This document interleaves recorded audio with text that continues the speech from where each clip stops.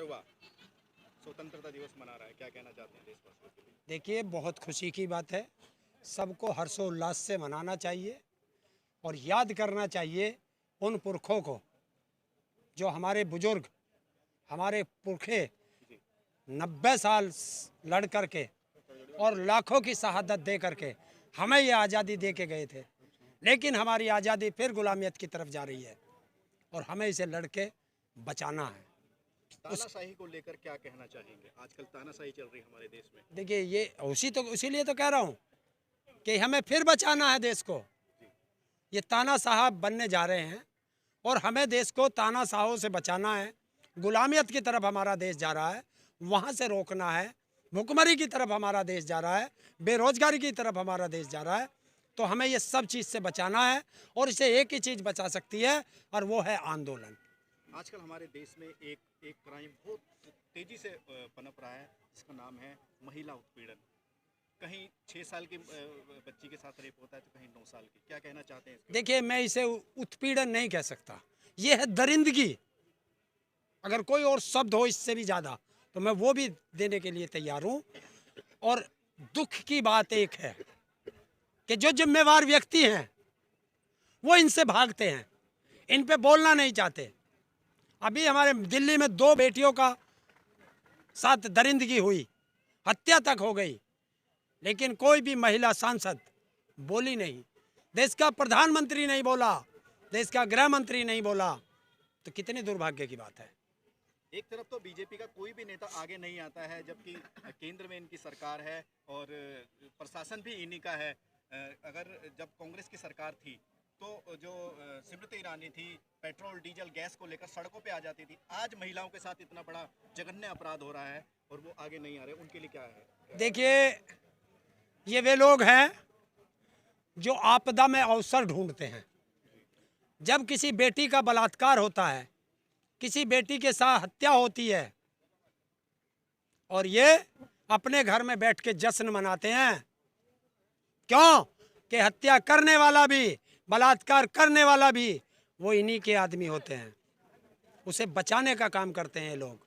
और जब देश के अंदर अपराधी को बचाना शुरू कर दोगे तो देश का विनाश सुनिश्चित है। ये हमारे देश की बहुत बड़ा दुर्भाग्य है।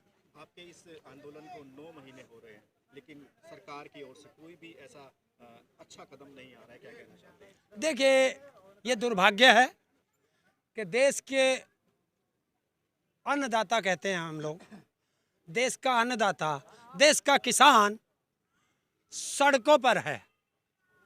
लेकिन क्योंकि मैं फिर कहता हूँ, ये अघोषित इमरजेंसी है और अगर हमारे देश में प्रजातंत्र होता तो प्रजा की बात सुनी जाती। क्योंकि हमारे देश में, हमारा देश राजतंत्र की तरफ जा रहा है और ये राजा बनना चाहते हैं। लेकिन ये किसान है, ये मुगलों से नहीं डरा, ये अंग्रेजों से नहीं डरा, पिछली सरकारों से नहीं डरा, तो ये इनसे भी नहीं डरेगा। और इस देश को बचाना है, इस किसान को बचाना है, अपनी आन बान शान सम्मान बचाना है, खेत बचाना है, बच्चों का भविष्य बचाना है, तो आंदोलन में ही आना पड़ेगा। 15 अगस्त है, आप झंडा फहराएंगे, उधर लाल किला सील कर दिया है। इतना खौफ क्यों बना रहे हो सरकार? क्या है, हमने क्या बनाया? हमने कहा है कि हम आंदोलन के स्थल के अंदर अंदर रहेंगे, वहीं अपना झंडा बनाएंगे, वहीं खुशी मनाएंगे, अरे हलवा बनाएंगे, खीर बनाएंगे और देश की आज़ादी का जश्न मनाएंगे। हम तो दिल्ली जा ही नहीं रहे। एक तरफ कहते दिल्ली जाएंगे, एक तरफ अब कह रहे नहीं। किसने कहा दिल्ली जाने का? हमने कहा था कि हमारे सेनापति दिल्ली जाएंगे, वाल्मीकि मंदिर। लेकिन उस मंदिर में जा कर के क्या करें जहां वाल्मीकि बच्चियों की साथ दरिंदगी की जाती हो? तो इसलिए दिल्ली का वो प्रोग्राम हमने कैंसिल किया है। डरता किसान कब? किसान डरा कब है?